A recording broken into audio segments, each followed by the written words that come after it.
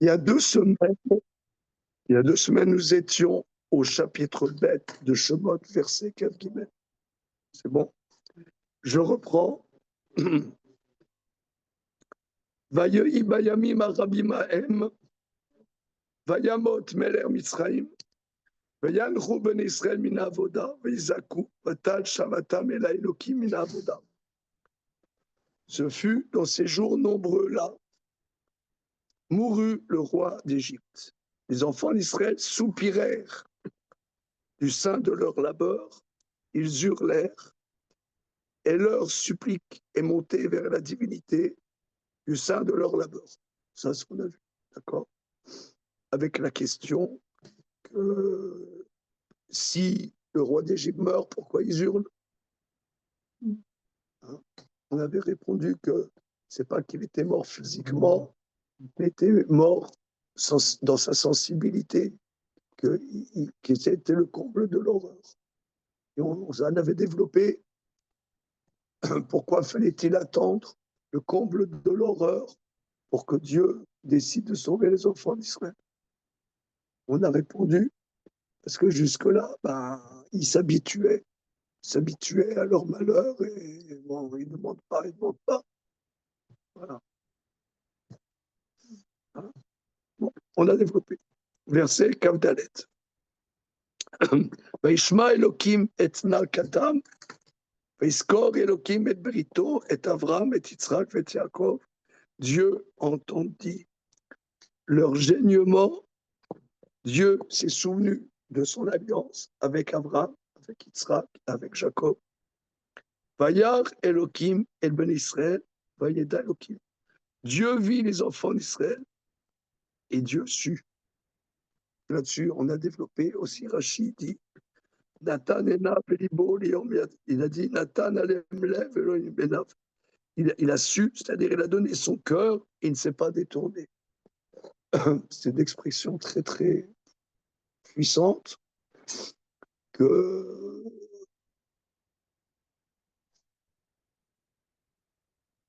là, Dieu a apporté une attention véritable à ce qui se passait. Et que c'est pas gagné. C'est pas gagné. Bon, tout ça, on a vu. Là, nous allons commencer le chapitre Guimel.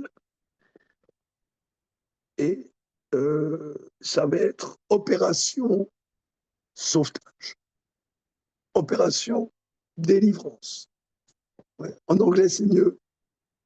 Deliverance Operation. C'est mieux en anglais, en français, c'est bidon. Non. Hein? Exfiltration. Opération Exfiltration Operation. Voilà. Alors, ce étant, je passe la parole à Jérémie Selam, verset Aleph du chapitre Guimel. Moshe Aya Roé Edson, Yitro, Proteno, Cohen Midian, Vaïneag, Et Adson, Araf, Amidbar, Vayavo El Elohim, Rocheva. Alors, essayons de traduire. Et Moshe a vu son... Non, on n'a pas vu la Roé avec un Aïn. C'est gardé. Avec un Aleph. Ah oui, c'est gardé. Plus précisément, on l'a vu plus haut. C'est berger. Berger, voilà. Ouais. Et Moshe était berger. Hein. Oui. On a vu ça. Du troupeau de Yitro, son beau-père. Très bien. Cohen, prêtre. On a vu autre chose que prêtre. Oui, c'est-à-dire la traduction première, c'est prêtre de Midian, mais Onkelos traduit et Rachi relève le grand homme de Midian, la grande personnalité de Midian. Vaï, mais...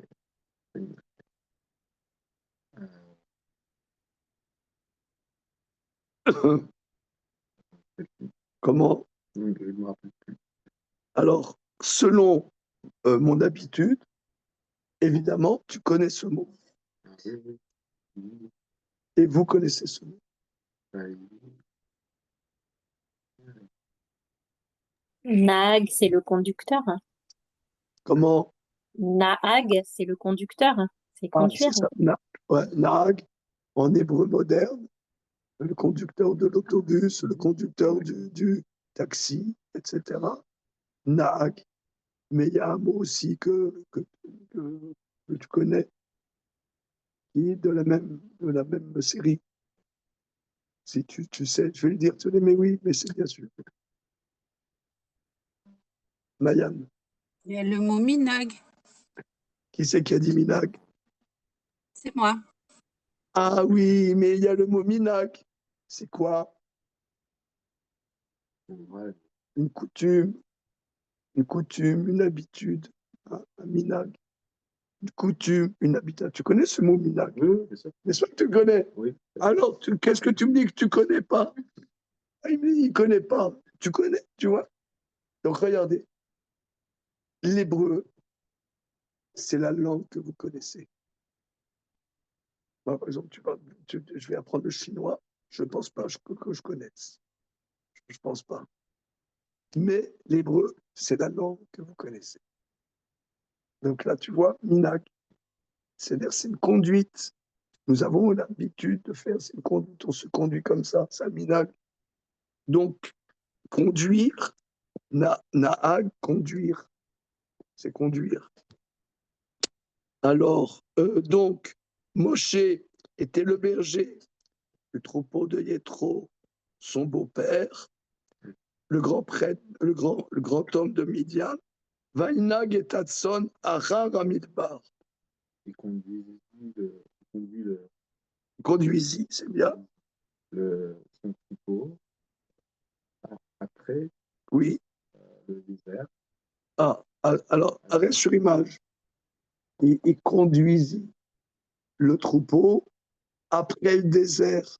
C'est une drôle d'idée quand même, non? Oui. C'est-à-dire, tu as un troupeau et donc on est là-bas, on avait dit Midian. Moi, je dis c'est Médine, donc c'est en Arabie. Tu as le désert et tu vas après le désert. Il n'y a pas grand-chose après le désert. Non, tu vois, des fois, tu arrives dans des endroits, tu te dis, c'est après la fin du monde. Tu as l'impression que le monde s'arrête là, et ben non, ça continue. Après, c'est un truc complètement chaotique. Il amène son troupeau. Qui aurait l'idée d'amener un troupeau après le désert? Alors, vous voyez ici, c'est la vertu de la traduction précise. C'est que il conduit dans le désert. Bon, d'abord, le désert, quand on parle de désert dans les versets bibliques, c'est pas forcément le désert des dunes, mais c'est plutôt, vous voyez, les collines en Judée, en Eretz Israël, il y a des collines, tu vois, de caillasses. Autour de Jérusalem, tu as des caillasses. Je pensais ça, ce qu'on appelle après la caillasse, tu vois, tu as des caillasses. C'est en pauvreté plutôt la steppe, la savane.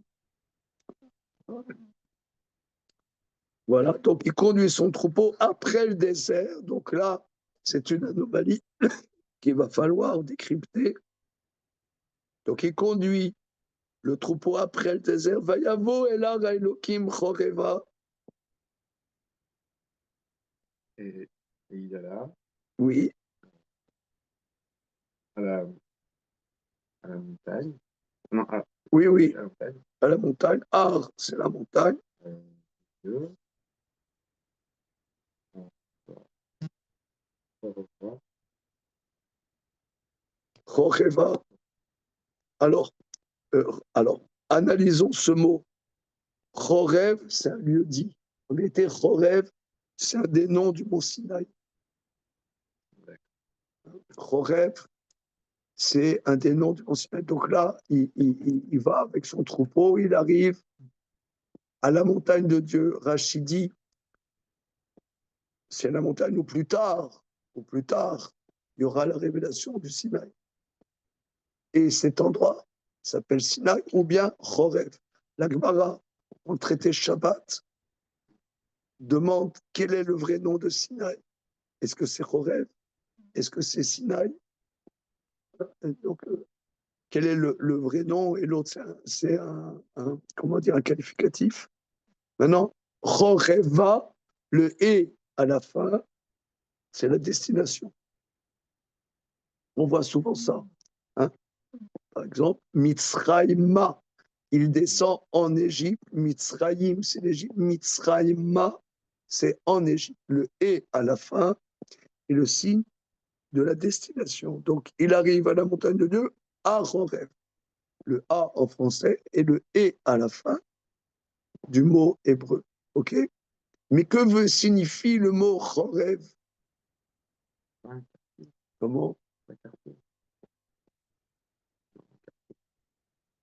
Carrefour, vraiment.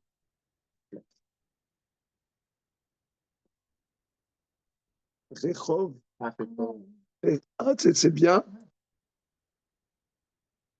C'est intéressant. Rechov.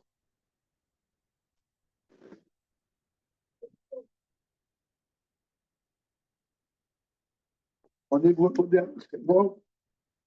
On va écrire le bêta. Rechov, en hébreu moderne, c'est la rue.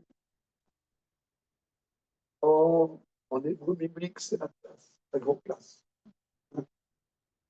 C'est les mêmes lettres, mais à l'envers. Pas dans un. C'est Horeb. Mais, selon ce que je viens de dire il y a 5 minutes, vous connaissez cette racine. Vous connaissez. Donc, l'hébreu, la langue que vous connaissez. La racine du mot Rep, Resh, bête. Où voit-on? Tu sais. Tic-tac. Mettez votre. C'est Corban. Comment? C'est comme?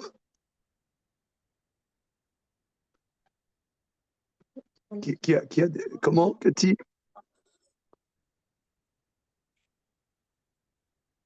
J'ai pas entendu, excuse-moi. Allô? Oui, Oh, mince.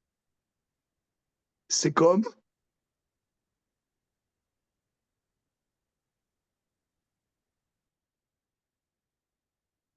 Messieurs, dames, à votre bon cœur. Chorban. Ça veut dire quoi, Chorban? La destruction. La destruction. Chorban, Bet Amikdash, la destruction. Tu connais ce mot, Chorban? Chorban, destruction. Chorban, on dit la destruction du temps. Chorban, Bet Amikdash. Donc, Chorev, ça veut dire détruit. Alors, regardez la destruction. Donc là, le lieu où plus tard il va y avoir, le lieu où plus tard il va y avoir le don de la Torah, s'appelle destruction. Ça part quand même. Hein. On le sent. Hein. Sympathique. C'est tout un programme. Comment? C'est à creuser parce que c'est pas réflexion. Ah ben, on est là pour ça. Hein. Donc, si vous voulez, après le désert, c'est un endroit quand même qui n'est pas hospitalier, un endroit bien inhospitalier. Qu'est-ce qu'il peut avoir après un endroit inhospitalier comme le désert? Ben, un endroit chaotique, comme un chaos. Hein. Chaos, Khorban, c'est un chaos. Donc, sympathique. Alors, on va. Donc, vous voyez là, rien que lire un verset, vous voyez que c'est d'une richesse infinie. Tout de suite, ça ouvre des perspectives sublimes. On reprend. Alors, très bien, Jérémy, tu as progressé, hein? Non? Oui. Ah, tu as progressé, ça sent. Alors, on reprend. Ou Moshe. Alors, le ou, c'est le préfixe vav. Alors, le vav, après, avant, beaucoup de lettres, ça se prononce v, mais avant le même, ça se prononce ou. Ou Moshe et Moshe. Donc, c'est à remarquer que bien que vous voyez dans le Chumash, vous avez un gros samer avant. Ça veut dire stouma. Stouma. C'est-à-dire que dans un Sefer Torah, on laisse un espace de 8 lettres pour passer à un autre paragraphe. Donc là, quand vous voyez le samer, c'est que tu as le texte là. Non, moi, je n'ai pas. Oui, mais si tu l'as, c'est écrit au Sefer Torah. Ah, là? Oui, tu vois, regarde. Ça ne veut pas dire. Ou Moshe, tu vois, là, il y a un espace de 8 lettres. D'accord. C'est un autre paragraphe. C'est un autre paragraphe. Eh bien que ce soit un autre paragraphe, la Torah met et Moshe, ça veut dire c'est la suite. C'est-à-dire que maintenant, Akadosh Baruch Hu la décrète qu'il va y avoir la délivrance, il va y avoir le sauvetage des enfants d'Israël. Donc c'est la suite. C'est la suite. Et Moshe, Aya Roé et Son Yetro, était berger du troupeau de Yetro. Mais on peut s'interroger, on voit depuis qu'on étudie ensemble que souvent le passé, c'est le futur avec un verbe conversif. D'ailleurs, dans la suite du verset, c'est écrit Vainag et Tatson, il conduisit le troupeau. Donc, Inag, ça veut dire il conduira avec le verbe, il conduisit. C'est un passé, d'accord? C'est un passé. C'est un passé du forme futur avec le verbe conversif. Or là, Aya, c'est un passé, un véritable passé. Pourquoi là maintenant, on dit Vaï Moshe Roé, il fut un berger. Pourquoi on dit il était? Il y a une différence entre en français, en il fut et il était. Et bien, en hébreu, il y a la même nuance. Dire que Moshe fut berger, ça veut dire qu'il a fait plusieurs travaux.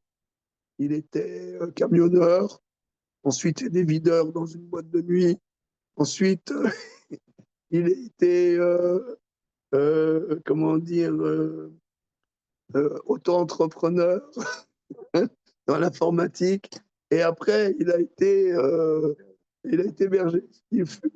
Ouais, mais dire il était berger, le Midrash dit que Moshe était berger fondamentalement. C'est le berger par excellence. Il a toujours été berger. C'est comme on dit, depuis qu'il est enfant, il est comme si, tu vois. Il était berger. Moshe, c'est le berger. Il a toujours été berger. Et c'est parce que Moshe, qu'est-ce qui a fait qu'il a été choisi par Dieu pour être, disons, le Messie de l'époque, si on peut s'exprimer ainsi. C'est lui qui a été le sauveur des enfants d'Israël. Qu'est-ce qu'il a fait? Il a fait l'ENA, il a fait quoi? Il a fait quoi? HEC, il a fait quoi comme étude? C'est berger dans son leader. Non, berger. Alors, je vous ai photocopié le Midrash Rabbah, qui est, là, on va faire un peu un développement là-dessus. On va faire un développement là-dessus parce que c'est un Midrash extrêmement bouleversant et instructif. Alors, je crois que j'ai mis sur le groupe la dernière fois, donc il y a 2 semaines, j'ai mis en PDF, je crois, donc regardez sur le groupe cours d'hébreu biblique, je crois que j'ai mis en PDF la dernière fois. Je veux bien être ajoutée dans ce groupe pour les prochaines fois. Ah, tu es pas? Non, Ah, d'accord. non. Mais pas grave, la prochaine.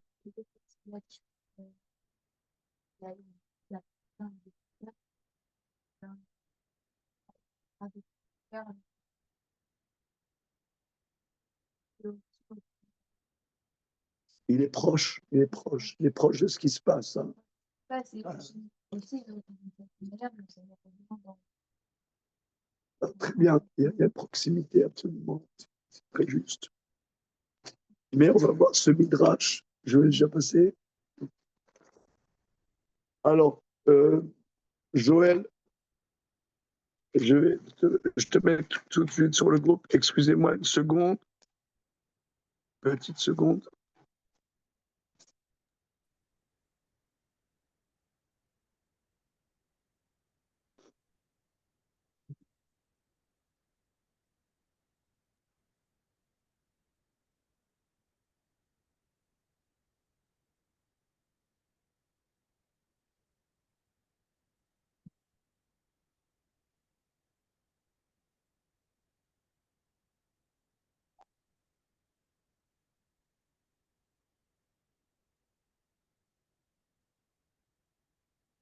Alors, je rajoute.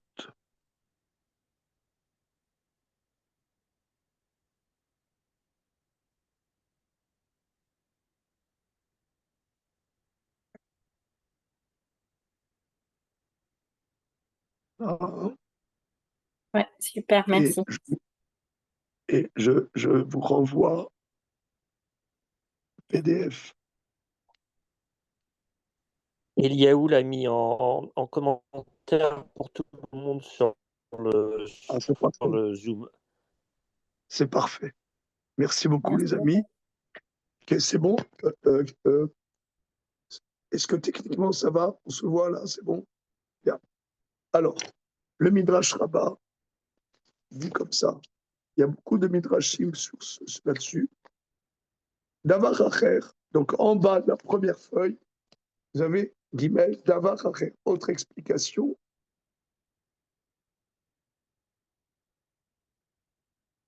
Davar Acher, autre explication. Où Moshe a Yahweh, et Moshe était berger.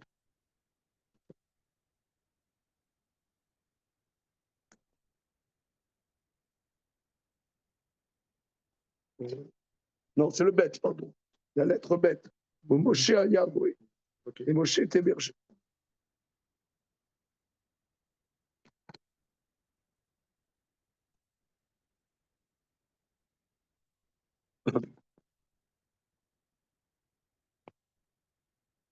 Voilà. Où Moshe a berger. Moshe a berger. Aya Roé. Aya ou dirtiv. C'est ce que dit le verset dans Habakkuk. Il y a un prophète qui s'appelle Habakkuk. Hein? Je ne sais pas pourquoi on ne donne pas tellement ce prénom. C'est mignon, Habakkuk. Habakkuk, fêté de voir, c'est bien.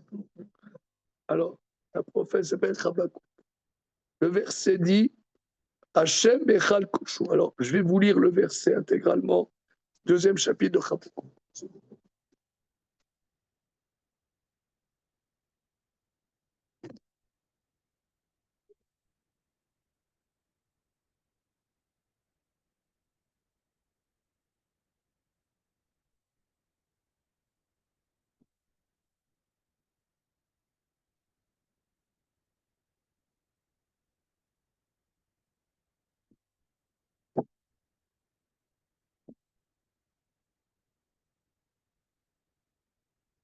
Ouais.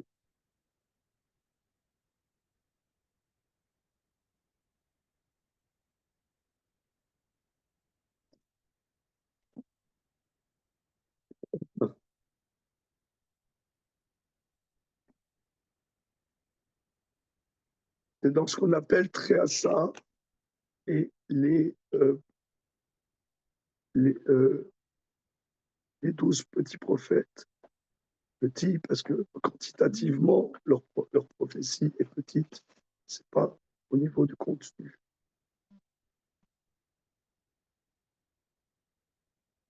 Voilà. Alors, verset dit.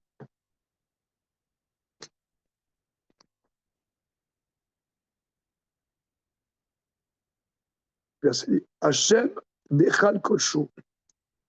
As mipadav kolaretz. Le verset dit Dieu est dans le sanctuaire de sa sainteté, toute la terre se tait devant lui. Voilà, c'est le verset. Alors, La suite du Midrash. Amar Rav Shmuel bar Nachman. Rav Shmuel bar Nachman dit Ad shelo chacha bet hamikdash. Aïta shrina shora betoch.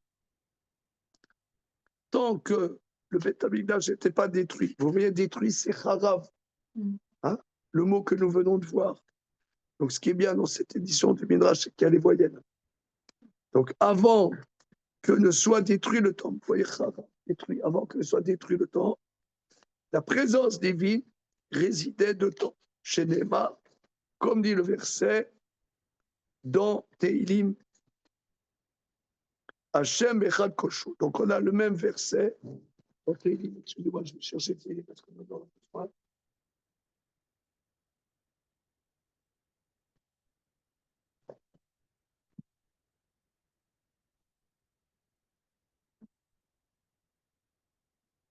dans Teilim 11, verset 4.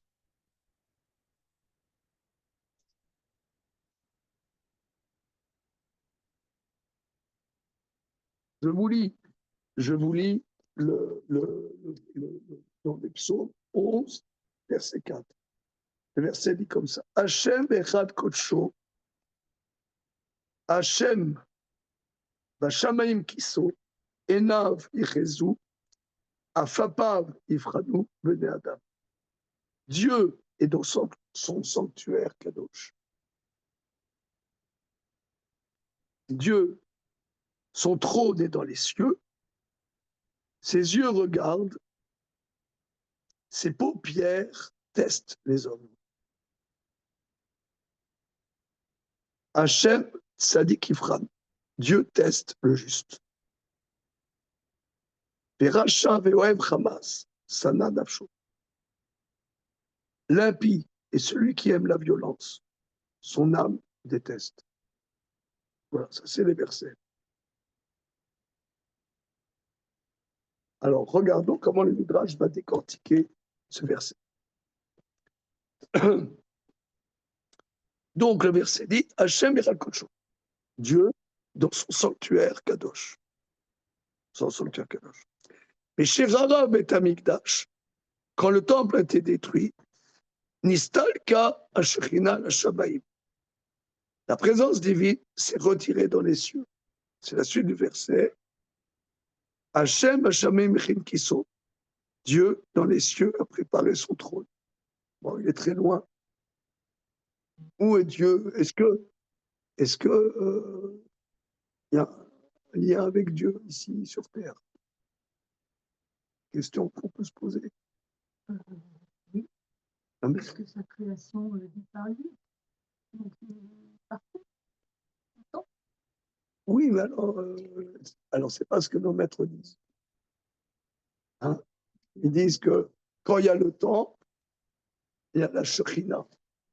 J'ai pris un autre coup, j'ai pris pour Shekhinah.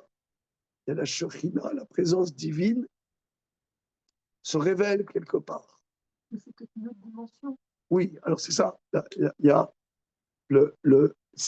c'est-à-dire, on peut percevoir. C'est parce que vous demandez à Mélenchon, tu lui dis wesh, dis-moi, est-ce que tu as perçu Dieu aujourd'hui? Il dit, je sais pas, peut-être à la mosquée.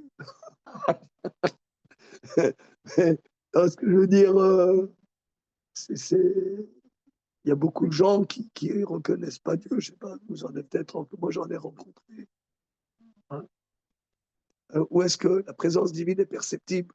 Alors, d'aller au temple, même quelqu'un qui ne voulait pas percevoir la présence de Dieu, il la percevait. Il était content ou pas content, mais il l'acceptait ou non. Mais c'était perceptible. Donc maintenant, c'est plus perceptible. Hachem, il est dans les cieux. Je pense que la perceptible en globalité, le pour perceptible individuellement, c'est une chose. Oui. Maintenant, vous allez voir, vous allez voir comment le Midrash il va avancer. Il y a un suspense. Suspense. Où est la présence divine? Hein, d'accord? Donc le temple est détruit, il n'y a pas la présence divine. Bien. Rabbi Lazar Omer. Donc on est à la 4e ligne en haut. Rabbi Lazar Omer. Lo zaza ashokina mitora echal. La présence divine n'a pas bougé du sanctuaire. C'est-à-dire, il y a toujours le lieu du sanctuaire, il y a toujours une présence divine. Chez Neymar, comme dit le verset, Vayu enai velibisham. Dieu dit, avec un anthropomorphisme, mes yeux et mon cœur sont là-bas. Si vous voulez, c'est pour ça que beaucoup de gens vont prier au Kotel, parce qu'il y a malgré tout une présence, c'est ce que le verset dit. Mes yeux et mon cœur sont là-bas. Voilà. Bien. Vechen ou Omer, et un verset dit, Koli el Hashem ekra, vayanani me'arkodsho sela. Ma voix vers Dieu j'appelle, il me répond de sa montagne sainte, éternelle. Rafalpi shiuchara, areu bekdushato. Bien que le temple soit détruit, il y a toujours la sainteté là-bas. Donc ça, c'est la première thèse, qu'en vérité, il y a toujours une trace de sainteté à l'endroit du temple, bien qu'il soit détruit, il y a comment une trace de sainteté là-bas. Ça, c'est la première thèse. On passe quelques lignes. Il va y avoir une autre thèse. La 3e ligne large. Amar Rabbi Enai. Amar Rabbi Enai. Rabbi Enai dit Afalpi, chez Shrinato Bashamayim, bien que sa présence divine, le temple est détruit, d'accord? Donc, on a vu dans le verset que la présence divine s'est retirée. Donc, 3e ligne, Ignacio, 3e ligne. Amar Rabbi Enai. Afalpi, chez Shrinato Bashamayim, bien que sa présence divine soit dans les cieux, Enav Yechezu Afapav Ifranu Benada. Ses yeux regardent, ses paupières testent les hommes. Machal Lameler, ça ressemble à un roi. Shayalo Pardes, il avait un verger. Ubanabo Migdal Gavoa. Et il a mis dedans une grande tour. Vitziva Meler, Shitnu les taureaux poalim, Shayu Oskim Bemlarto. Il a ordonné le roi qu'il mette des ouvriers pour qu'ils travaillent dans la construction de la tour, dans ce verger-là. Amar Ameler, le roi dit, Kolmi Shemit Kacher Bemlarto, Itol Sra Mushlam. Toute personne qui fait bien son travail aura un très bon salaire. Kolmi Shemit Alsel Bemlarto, Inaten Bedemus. Et celui qui est feignant dans son travail, je le mets en prison. Pour que les choses soient claires. Ameler, Zé, Meler Malcham Lachim. Ça, c'est la fable. Mais le roi, c'est le roi des rois des rois. À Pardès, le verger, Zé Aolam. Chez Nathan, Akadosh Baruch Hu, l'Israël Betoro, l'Ishmor HaTorah. Ce verger, c'est le monde que Dieu a donné à Israël dedans pour respecter la Torah. Voilà. Vitna Imaem. Et il a posé une condition. Vama. Mishu Shomer et la Torah, Regadaten le Fana. Celui qui respecte la Torah, il a le jardin d'Éden devant lui. Ou Mishenu Meshamra, Regino. Celui qui ne respecte pas la Torah, il est dans l'enfer. Choses sont claires. Ouais, bien. Af HaKadosh Baruch Hu. Ça veut dire, HaKadosh Baruch Hu, Afalpi Shunirek Mistalek, Shrinato Bebet Amikdash. Donc on dirait que Dieu a l'air de s'être retiré. On dirait qu'il a retiré sa Shrina du Bet Amikdash. Donc le premier avis dit qu'il y a toujours un Shrina au Bet Amikdash quelque part. Le deuxième avis dit non. On dirait que Dieu a retiré ça. Voilà. Néanmoins, il regarde ce qui se passe sur Terre. Il teste. Il teste. Ou les mi-bochen. Et qui est-ce qu'il teste? Les tzaddik. Il teste le tzaddik. C'est le rachat, il le laisse tranquille. Voilà. Mais qui teste-t-il? Le tzaddik. Comme dit le verset dans Tehillim, Hachem tzaddik Ephraim. Obamem bochano. Et avec quoi? Quel est l'examen? Bemiriatson. Dans la manière dont il s'occupe du troupeau. Comment le test? C'est où le test? Bemiriatson, dans comment il s'occupe du troupeau, des moutons, des petits bétails. Badak, regardez la suite. Je vous passe la feuille suivante. C'est hyper bio, est-ce qu'on va voir? Vous allez voir. C'est pas. C'est hyper bio. Voilà. Badak et David Batson. Alors, regardez là, on est à la dernière ligne de la deuxième page. Voilà, c'est ça, la deuxième. Et après, on passe là. Badak et David Batson. Il a testé David avec les moutons. Au Matzo, Roé, il a fait. Et il a vu qu'il s'occupait bien des moutons. Chez Neymar. Alors ça, franchement, je vais vous dire, j'ai beaucoup d'émotions. J'ai énormément d'émotions de ce midrash. C'est très, pour moi, c'est très émotionnel. C'est pour ça que je le fais avec vous. Parce que c'est écrit dans Tehillim, Vaikareu mimichlotson. Dieu a pris David, mimichlotson de la bergerie. Alors, le mot michlotson, alors regardez, le mot mikalotson, mikalotson,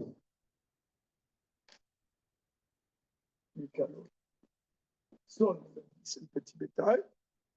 Mikalot, alors en hébreu biblique et en hébreu actuel, la prison, ça se dit bête à Calais. La prison Calais et la prison. Ça se dit encore comme ça. Bête à Calais.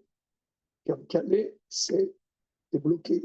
Calais est empêché. Calais, ça veut dire empêcher le mouvement. Ouais, on va demander à Nicolas Sarkozy comment c'était. Ouais, et empêcher le mouvement, il ne peut pas aller prendre un pot comme il veut, aller à McDo. D'accord? C'est empêché.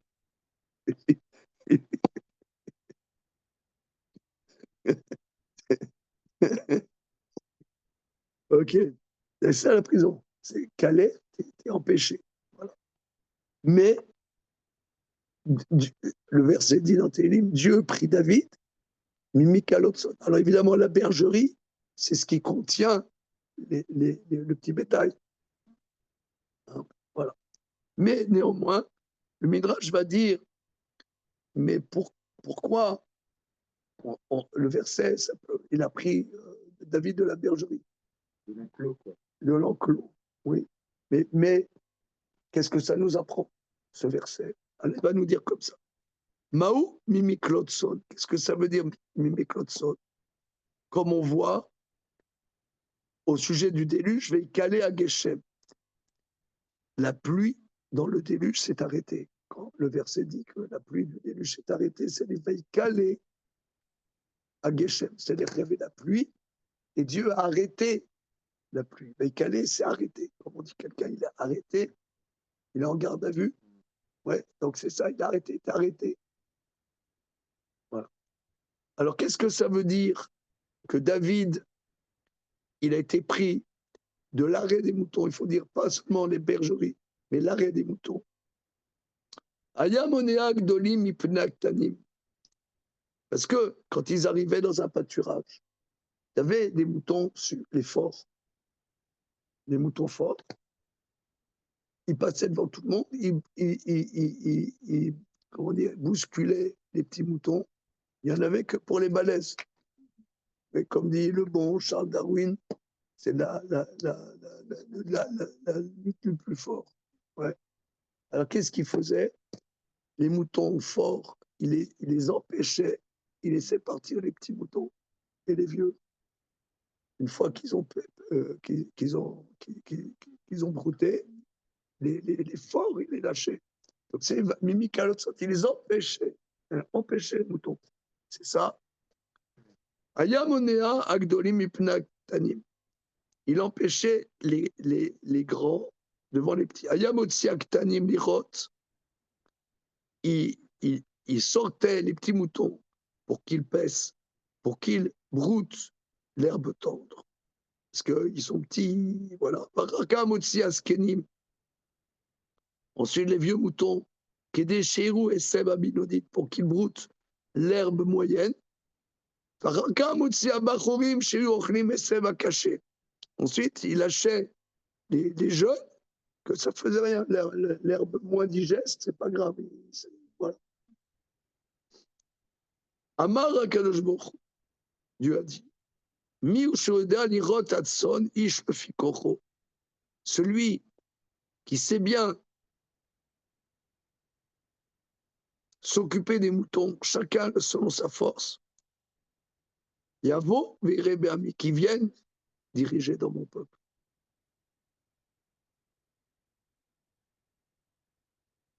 Alors, qui viennent s'occuper de mon peuple. En vérité, ce n'est pas diriger. Il va être le berger de mon peuple. Ada ou Dirtiv, c'est ce que dit dans Teilim.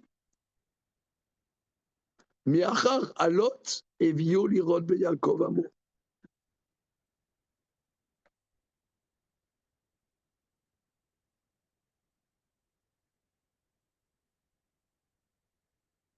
Alot, c'est après les brebis qui allaitent, c'est-à-dire il protégeait les brebis qui allaitaient. C'est là que Dieu l'a amené pour être le berger de mon peuple, Jacob. C'est dingue quand même. C'est-à-dire comment il a testé, comment il s'occupe des animaux, il comprend les animaux, et il est proche des animaux, il les protège, et il est patient. C'est dingue. Dieu dit, allez, ça, c'est bon. Donc là, vous voulez, on pourrait dire où est-ce qu'il est Dieu? Il est là.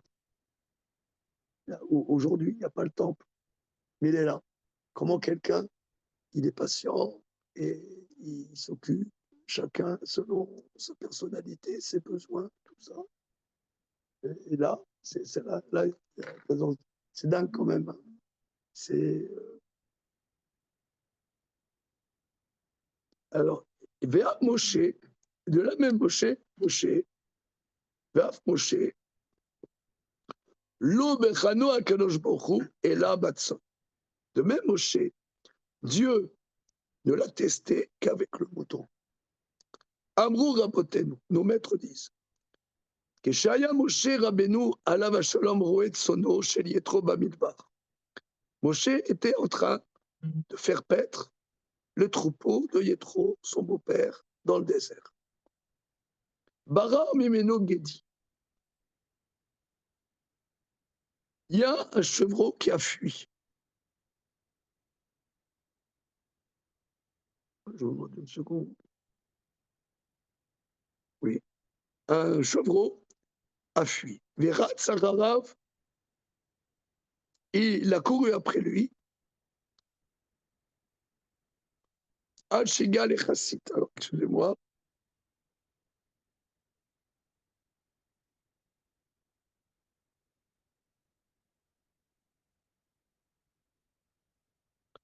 Alors, le mot Chassit, je vois de ce que j'essaie de comprendre précisément.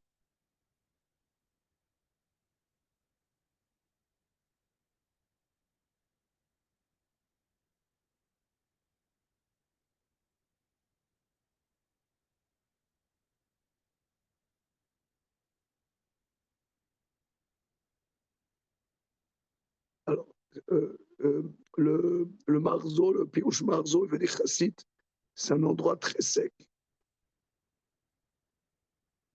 il est arrivé, donc il a fui ce chevreau, il est arrivé à Chassit, un endroit qui s'appelle Chassit, un endroit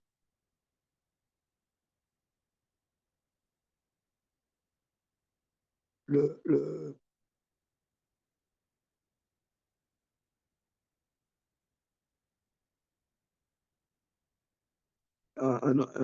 il arrive à un certain endroit, qui va il les chassites. Et quand il est arrivé à cet endroit, Nizdam Nalo Brecha Shel Maïm s'est présenté une mare d'eau, un étendu d'eau. Et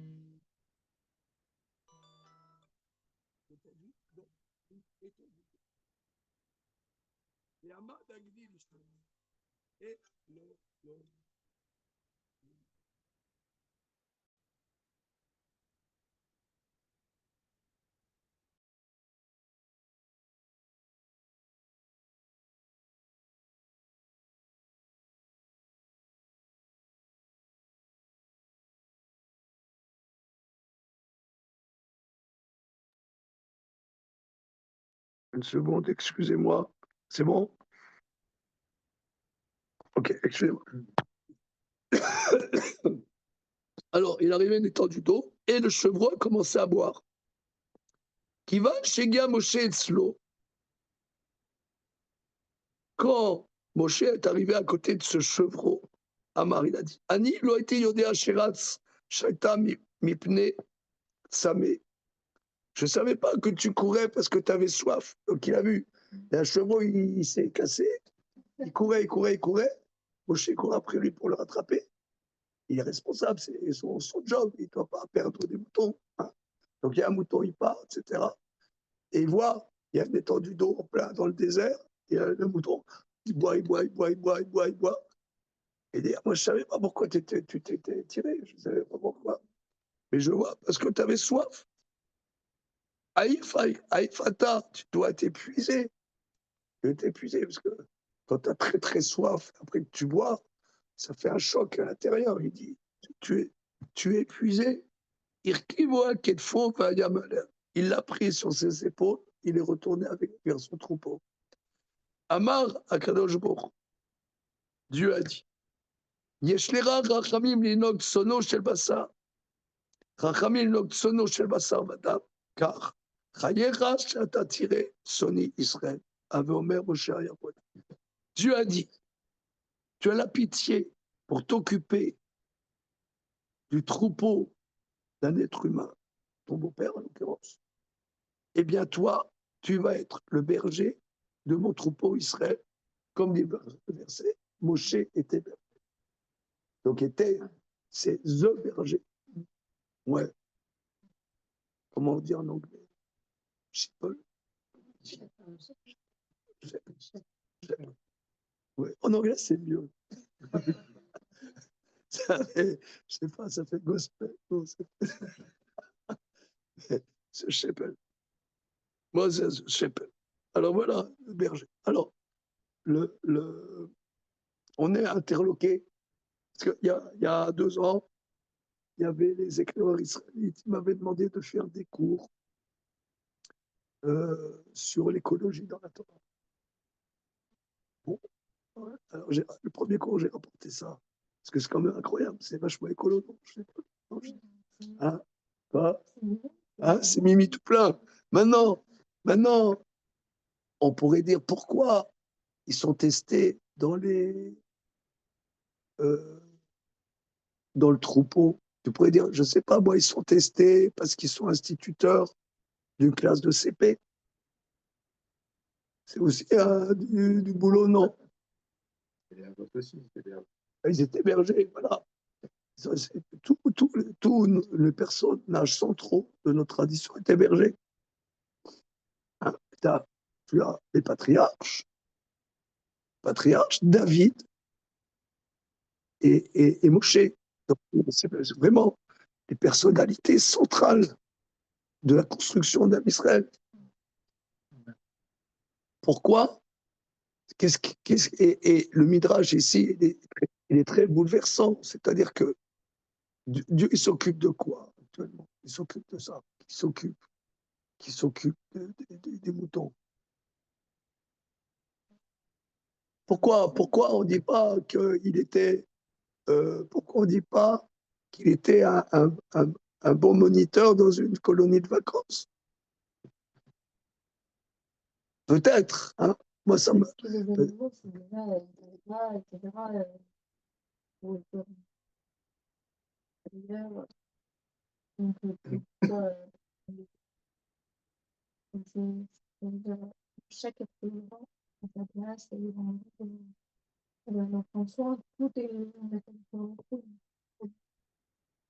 Oui, alors, je trouve ce que vous dites est tout à fait bien.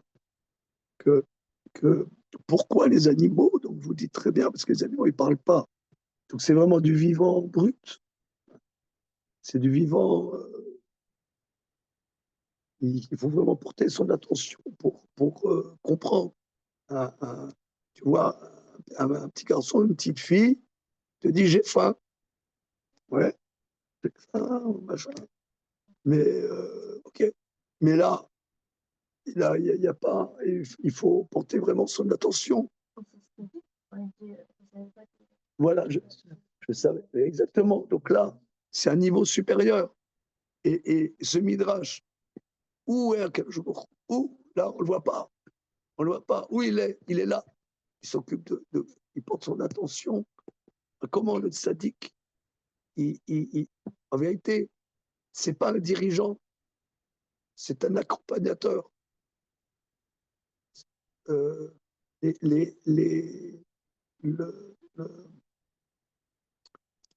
comment dire, les kabbalistes, ils disent, j'ai entendu que mon maître Abba Bitbol, il dit que dans notre tradition, c'est pas des dirigeants. Ils dirigent pas, ils accompagnent. On dit, il est manig, c'est-à-dire il conduit, il dirige pas. Il conduit, il y a une différence entre conduire et diriger. C'est un dirigeant. Dirigeant, prenons un dirigeant sans, si vous voulez, je ne rentre pas dans les détails, dont je n'ai pas les compétences. Un dirigeant, un vrai dirigeant, c'est Trump. C'est un dirigeant, il a des idées, il fait, voilà, ça passe, ça casse, on avance. Voilà. Ça, c'est un dirigeant. Mais dans l'âme Israël, ça ne fonctionne pas comme ça. Les personnalités de notre tradition, ils accompagnent, portent leur attention à. C'est ça le berger. Et c'est dans ces nuances-là, dans cette finesse, que vous avez dit, Bayan, tout à fait, c'est du vivant. Parce qu'Akadosh Baruch Hu, et vous l'avez dit aussi, hein, vous l'avez dit parfaitement, Akadosh Baruch Hu, c'est lui qui nous donne la vie. Il fait attention à notre vie. Il nous donne la vie. Nous, c'est vrai que nous, on n'est souvent pas contents de la vie que Dieu nous donne. Je ne sais pas, sauf vous, vous êtes contents.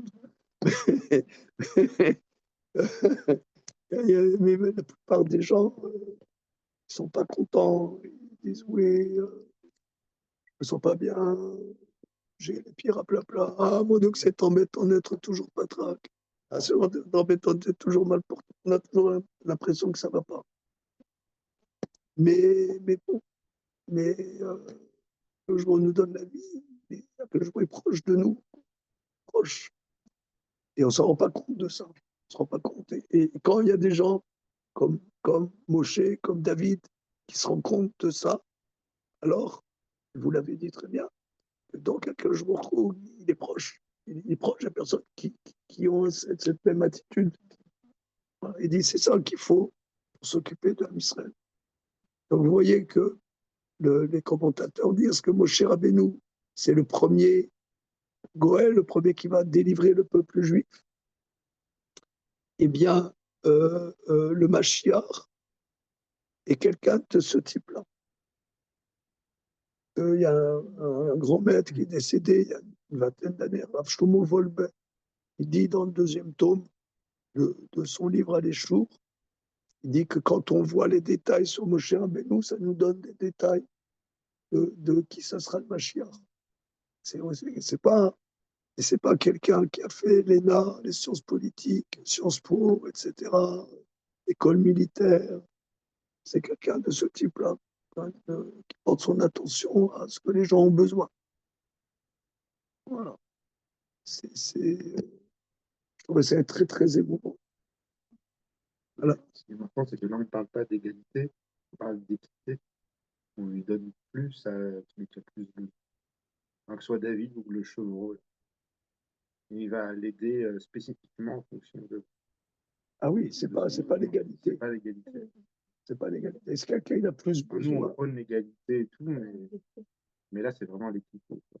C'est au-delà de. C'est bien, c'est très bien. Vous avez entendu les zoomers, qu'est-ce que dit Jérémy? Ici, c'est pas l'égalité, mais c'est l'équité. Il y a des gens, ils ont besoin de plus. Ils ont besoin de plus, différemment. J'avais entendu aussi que le berger, il dirige en étant à l'arrière, à la différence justement d'un dirigeant qui se met devant et qui regarde pas trop ce qui se passe. Le berger, il arrive à diriger son troupeau tout en étant derrière lui. C'est ça, pour voir ce qui se passe. Voilà, Mm. c'est ça. Et ça avance, alors Il justement. impulse le truc, mais Ouais, voilà, c'est pas lui qui est devant. ouais.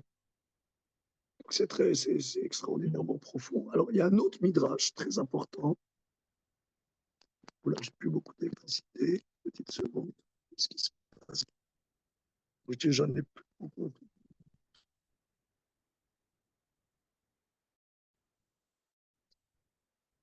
Voilà.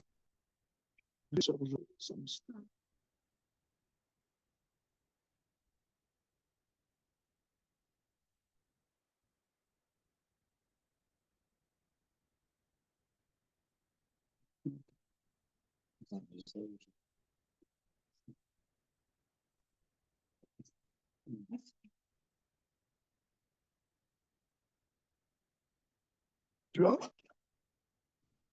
Merveilleux. Wonderful. Comment? On va se débrouiller, on va se débrouiller. On va trouver des ruses. Ah non, c'est pas le bon. Ah, c'est le nouveau cinquième. Ouais. Tu as aussi? Je pense pas, je regarde, je ne savais pas que j'avais fait.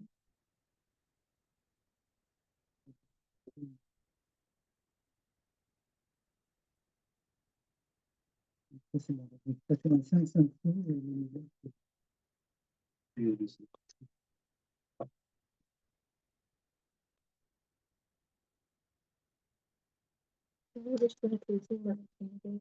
Oui. Excusez-moi, il y a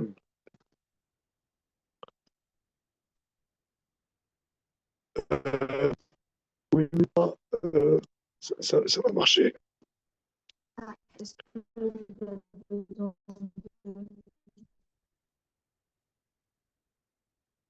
Il n'y a pas les signes sur les. Regardez, tu peux envoyer un message que je vais chercher chez moi.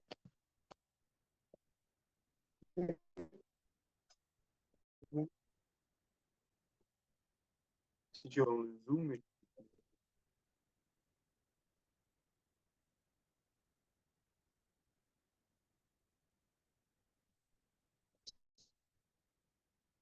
Excusez-moi, je n'ai plus d'électricité. Alors, je vais faire. Je vais vous administratrice. Alors, regardez, vous m'entendez? Les-moi 2 minutes. Ok. Un message que je vais chercher.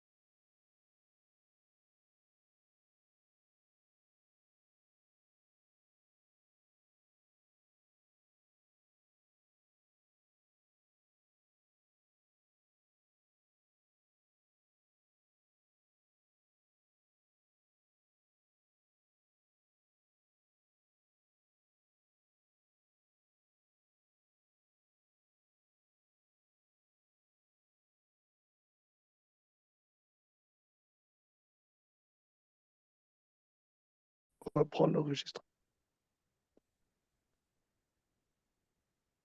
OK. Alors, excusez ces petits contretemps. Alors, on a vu, Moshe était berger. Autre explication du Midrash, je n'ai pas fait la photocopie, mais je vais vous le dire oralement. Un autre Midrash Rabbah dit que toute personne sur laquelle on dit était a vu un monde nouveau. Toute personne chez qui s'écrit Aya a vu Olam Chadash, un monde nouveau. Comme on voit que Noah, Ish Tzadik, Aya Bedorotav. Noé était un homme juste. Et Moshe était berger. Or, Noé, il a vécu un monde qui a disparu. Et il a vécu un autre monde. C'est-à-dire, c'est le destin de Noé. Et d'ailleurs, moi, j'explique, je me permets d'expliquer sur la base d'un commentaire, qui s'appelle le Tzror Hamor, que quand Noé il s'est enivré quelque part, ce qu'il a vécu est, le Tzror Hamor, c'est un grand livre, un grand commentateur qui explique sur la base du Zohar que il a vécu quelque chose quand le vin, on a du mal à digérer le vin. Et des fois, on vomit. On vomit parce que notre corps ne peut pas digérer. L'alcool, comme dit l'autre, sachez apprécier et consommer avec modération. Parce que ça ne fait pas toujours bon voisinage avec le corps. Alors, c'est ça, que ce qu'il a vécu, il n'a pas bien digéré. Il n'a pas pu digérer. Ça crée un déphasage. Parce qu'il a vécu quelque chose Je vous donne un exemple. Il y avait un grand maître qui s'appelle Rav Yosef Shlomo Kalman, qui était le Rosh Hashanah d'une yeshiva en Lituanie qui s'appelait Poniovitch. Et il a réussi, je crois, en 42-43, à partir de Lituanie qui était dans la tourmente. Je ne sais pas comment, pourquoi il n'était pas là-bas. Tout a été massacré là-bas, toute sa yeshiva, sa famille. Il s'est retrouvé, je crois, en 42-43 en Israël. Et je crois que les gens rapportent qu'il parlait tout seul à des gens qui étaient morts. Et il a dit, je vais construire à Bnei Brak une yeshiva plus grande que ce que c'était des fous. Bon, il a construit la grande yeshiva de Poniovitch, qui longtemps était la plus grande yeshiva du monde. Maintenant, il y a des yeshivas plus grandes. En tout cas, longtemps, c'est la plus grande yeshiva du monde, Poniovitch. C'est des gens, ils ont vécu quelque chose, ils ont vécu un autre monde. Et Moshe, en vérité, le Midrash dit, c'est la même chose. Il a vu l'esclavage des enfants d'Israël. Et ensuite, il a vu la gloire de Matan Torah. Il a vécu le tabernacle dans le désert, la manne dans le désert. C'était le jardin d'Éden sur terre. Donc, quand le Midrash dit chaque personne sur laquelle s'écrit Aya, il a vécu un monde nouveau. Je propose d'expliquer comme ça que la plupart d'entre nous, on est soumis aux événements. On est soumis aux événements. Il y a des gens qui disent ah oui, par exemple, on dit alors, comment ça va? On dit ah ouais, avec tout ce qui se passe en ce moment, comment tu veux que ça aille, etc. Oui, il y a beaucoup ça. Et tu te rends pas compte, tu n'as pas entendu qu'est-ce qui s'est passé, machin, bidule. Mais où on en est, la taxe Zuckman. Ouais. Et comment tu veux que ça aille avec la taxe Zuckman, etc. J'en passe, c'est des meilleurs.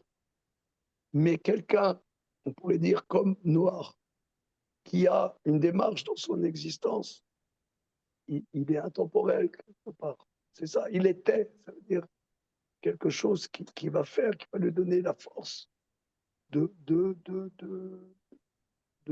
d'accéder à des renouveaux, de tenir les brouhaha de l'existence et accéder à quelque chose complètement, à un renouveau complet. Parce que la génération avant le déluge était aussi complètement dépravée. Et bien, Noé, finalement, même s'il y a eu après, quelques centaines d'années après, il y a eu la tour de Babel, ce n'était pas la même dépravation qu'avant. Les gens se sont ressaisis, donc ce n'était pas une société dépravée comme avant. Il a vécu quand même un autre monde. Donc Moshe, c'est pareil. Donc là, aussi, donc, vous voyez ici ce mot Aya, qui, depuis que nous étudions le début de Shemot, est rare. En général, ce n'est pas des imparfaits, c'est que des passés simples. Là, c'est un imparfait. Alors maintenant, encore un autre point très important. Il a conduit le troupeau après le désert. Alors, qu'est-ce que tu vas après le désert? D'abord, tu fais traverser à tes moutons le désert, un endroit aride, inhospitalier, et tu vas encore plus après. Alors, Rashi rapporte le Midrash. Alors là aussi, c'est très important. C'est le fait, quand on traduit bien, il est allé après le désert. Un endroit qui s'appelle Chorev, chaos complet, un chaos complet de destruction. Alors, le Midrash dit que avoir un troupeau de petits bétail est très dur à gérer. Et en général, les bergers qui ont des troupeaux de petits bestiaux, ils vont paître dans les champs des autres personnes. Les troupeaux vont paître dans les champs des autres. Et c'est du vol. Et d'ailleurs, c'était ça le débat entre les bergers de Lot et les bergers d'Abraham. Parce que les bergers d'Abraham, ils mettaient des muselières à leurs troupeaux quand ils allaient d'un pâturage à un autre pâturage pour ne pas paître dans les troupeaux, dans les pâturages des autres. Donc là, comme ça appartenait toujours à des gens, donc il allait à un endroit qui n'appartenait à personne. Si ça appartient à personne, c'est que ça intéresse personne. Donc c'est la caillasse. Donc avec de la caillasse. Donc il avait quand même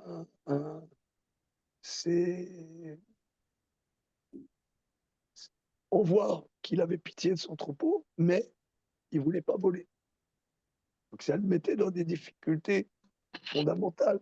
Et c'est là que Dieu s'est révélé à lui. Parce que il est dans une situation où tu ne peux même pas t'en sortir dans la vie.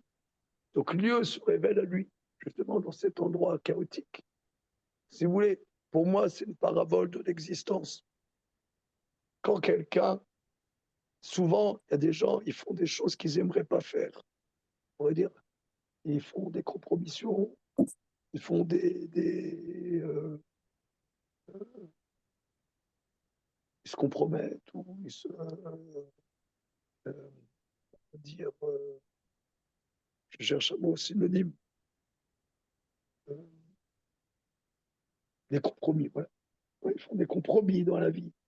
Des choses qu'ils n'aimeraient pas faire, des choses qu'ils n'aimeraient pas faire. Ils font un boulot qui ne leur plaît pas, avec des patrons qui ne sont pas d'accord avec ce qu'ils font dans la boîte. Comme il faut bien vivre. Alors quelqu'un te dit, moi, je veux faire Shabbat, je veux manger cachère. À la limite, un homme, il dit, je veux pas serrer la main des femmes, je veux pas faire la bise aux entreprises, faire la bise à mes collègues. Il faut atterrir, il faut vivre avec son époque. Non, je veux bien vivre avec mon époque, mais je veux pas faire des compromis. Oh, comment tu vas t'en sortir dans la vie? Imbécile. Imbécile, comment tu vas t'en sortir? Eh ben, c'est là que Dieu apparaît à lui. Il se met dans des difficultés, c'est ça. Il est avec son troupeau, il est dans des difficultés. Mais là, il se connecte avec Akadosh Baruch Hu va lui parler. Et c'est le verset d'après. C'est ce qu'on va voir. Verset bête, Ignacio. s'il te plaît.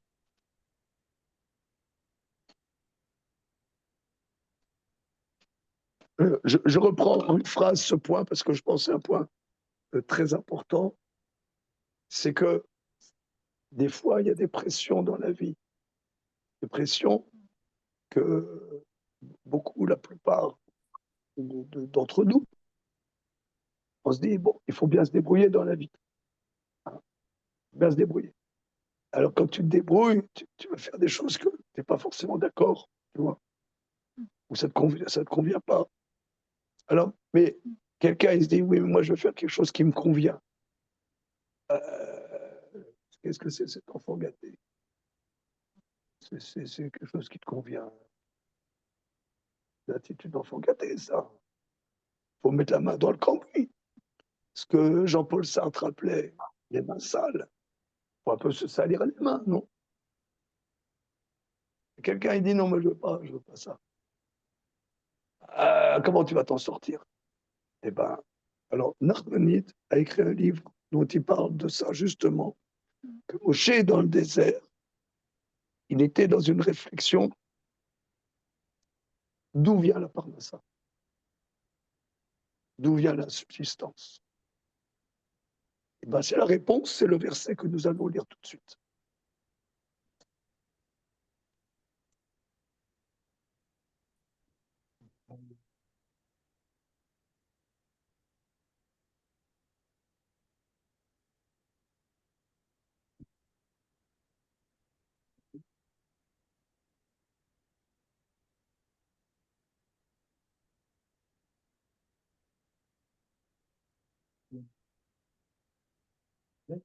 Oui.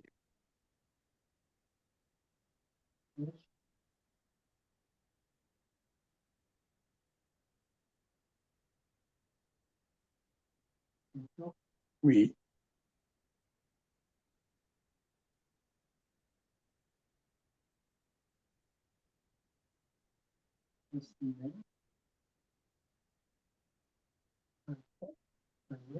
Bayard.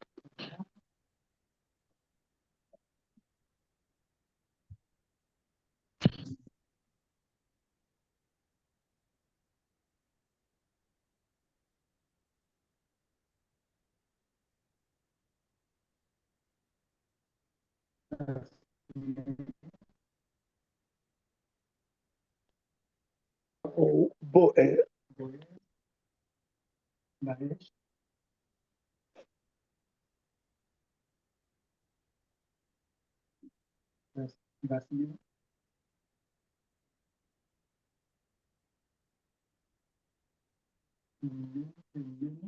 Oui. Ou cal. Tu vois, les trois points, c'est ou cal. Alors, Bayard, donc là, il est à se le dire Chorev, hein, d'accord? Vayera malach Hashem elav. Vayera, analysons le mot. La racine, c'est roé, qui veut dire voir. Iré, c'est voir. Yera, c'est être vu. Hein? Yera, c'est il verra. Yera, c'est il sera vu. C'est passif. Vayera, c'est fait voir. C'est révélé, voir, gros et un. Resh, Aleph et. Mais là, c'est le futur passif. C'est fait voir. Malar, Hachem. Malar, c'est l'ange. Tu connais, Ignacio, le mot malar, hein? L'ange, un ange de Dieu, s'est révélé, elle, c'est la direction, elle a vers lui. Un ange de Dieu s'est apparu à lui. Des lavat esh. Lave, il y a le mot lève. Le lève esh. Lève, c'est le cœur. La meute bête. La meute bête, c'est le cœur. Mais lavat esh, dans le cœur du feu. Esh, c'est le feu. Hein.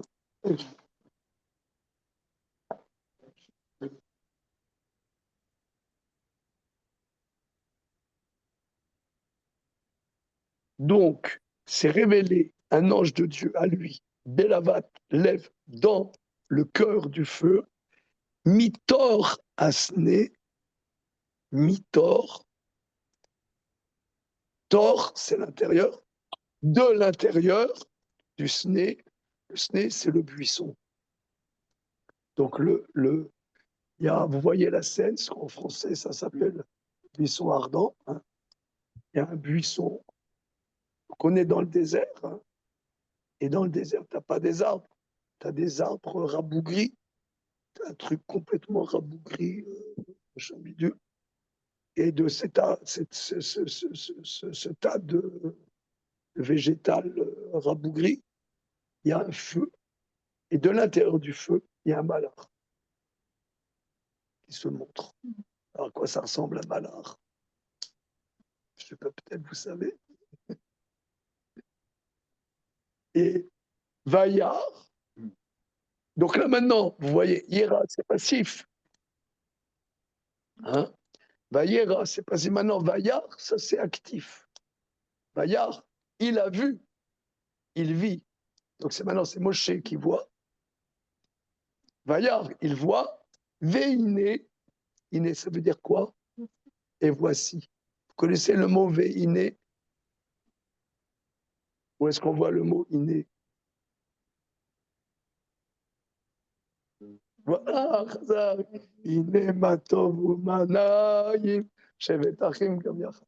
Iné matov, voici combien c'est bon des frères qui sont ensemble. Iné matov.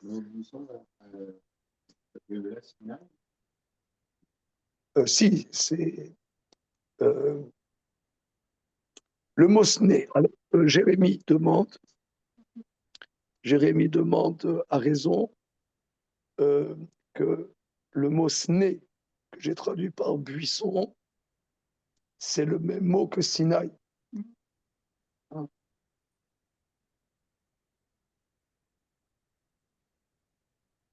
Je ne connais pas de réponse. Mais c'est le même mot. Vine asné, donc il vit, qui? Moshe. Vine asné, voilà le buisson, Boer. Comment? Pardon. Joli. Ah non, je croyais que mon micro était coupé, pardon. D'accord. Voilà. Oui. Vine asné, voilà le buisson, Boer. C'est quoi le mot Boer? C'est brûler.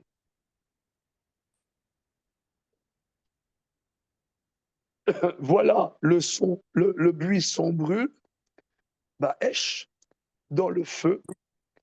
Véasné est le buisson, Enenu Ukal. Alors, Ukal, le mot Ukal, ça veut dire quoi? Oui, consumer, mais encore, analysons le mot. Manger, c'est Ochel. Manger, Ochel. Très bien. Ukal. Ochel. Ochel. Ça veut dire manger. Ochel. Manger. Ani Ochel, je mange. Vous connaissez ce mot? Ochel. Ochel, manger. Mais Ukal, avec le koubous. Koubous, c'est le passif. N'est pas mangé. Mais le buisson n'est pas mangé. N'est pas consumé. N'est pas mangé. Le buisson n'est pas mangé. Donc là, il y a une vision incroyable. Tu as du bois sec, tu mets du feu, flaf, ouais, et là, tu as du feu à l'intérieur de ça, et c'est pas consumé. Alors là, qu'est-ce qui se passe? Sne eneno ukal. Alors, je vais vous donner une explication, peut-être on s'arrêtera là-dessus aujourd'hui. Il y a X années,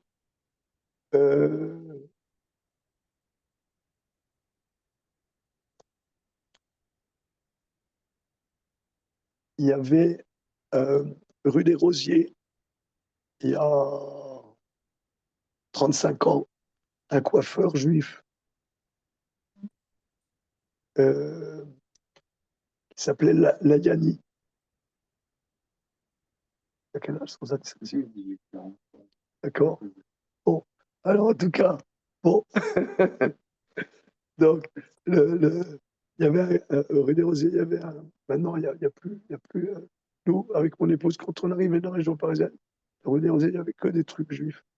Non, il n'y a pratiquement plus rien. Il y avait un coiffeur qui était Lubavitch et qui était très chacham, même très, très chacham, et il faisait des cours. Une fois, il y avait un de mes élèves qui m'a amené à un de ses cours et j'ai entendu de lui, de Yoram, il s'appelait Yoram Layani, une explication sur ce verset extraordinaire. Parce qu'après, le verset d'après va dire, Moshe, qu'est-ce que c'est cette grande vision? Qu'est-ce que c'est cette grande vision? C'est que Moshe, il avait une grande question. Une grande question. C'est que tu as des gens, ils ont un feu intérieur. Un feu intérieur. Et quand quelqu'un il a un feu intérieur, il se brûle. Et par exemple, on dit, toutes les vedettes de rock sont mortes à 27 ans. Hein. C'est connu, non? Jimi Hendrix, Morrison, machin. Ils sont tous morts à 27 ans. Mais pourquoi? Parce que c'est des gens, ils ont un feu intérieur. Mais dans ce monde-ci, soit tu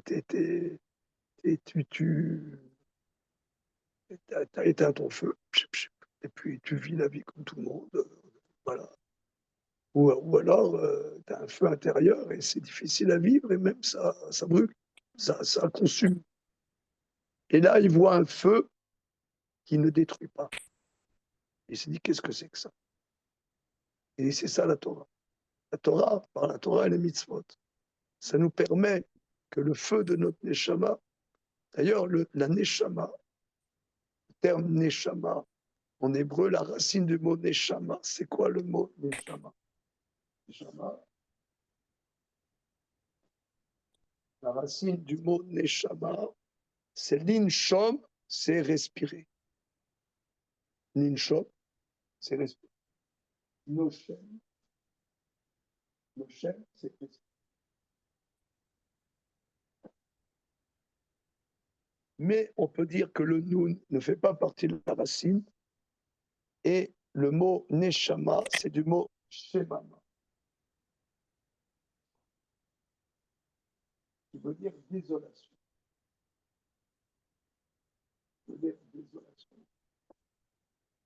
Parce que la neshama, elle vient d'un monde qui n'est pas ce monde, si vous voulez, ici, prosaïque. Elle vient d'un monde supérieur et elle, quelque part, elle est stranger in the night. Elle est stranger, voilà. Donc il y a des fois, même ça peut amener à des pathologies, excusez-moi, psychiatriques. Des gens qui n'ont pas trouvé un chemin, quoi faire de leur neshama, ils vont complètement dans le décor. Et souvent, pas tout le temps, hein, pas tout le temps. Je ne veux pas dire que tous les fous sont des grands neshamas. Mais disons, souvent, pas tout le temps, tu as des gens, ils ont des grands neshamas et ils sont perdus, complètement paumés avec ça. Tellement il y a une exigence intérieure qui fait qu'ils sont complètement paumés. La Torah au mitzvot, nous donne la possibilité de vivre avec notre réalité humaine, avec cette neshama, avec notre neshama. Et c'est ça, en vérité, cette vision du buisson qui ne brûle pas. Il s'est dit, mais ça, je ne connais pas ça. Là, il y a quelque chose d'incroyable. C'est quelque chose qui sort de l'ordinaire. Cette exigence de la neshama, le feu, et que ça ne détruit pas, mais ça construit. C'est ça la Torah. Donc c'est pour ça, Rashi a dit que cet endroit, c'est là, plus tard, il y aura la Torah. Mais déjà, c'est presque comme un matin de Torah. Ici, il dit, mais qu'est-ce qui se passe? Oui, Emmanuel? Non, silence. Ok. Donc maintenant, on verra Bezrat Hashem la semaine prochaine, le verset Gimel. Voilà, donc on a fait 2 versets. Bon, c'est des versets quand même, on ne peut pas les passer rapidos. Hein. C'est bon? Bien, merci à vous les amis. Merci. Au revoir. Merci. Bonne soirée, Shabbat Shalom. Shalom.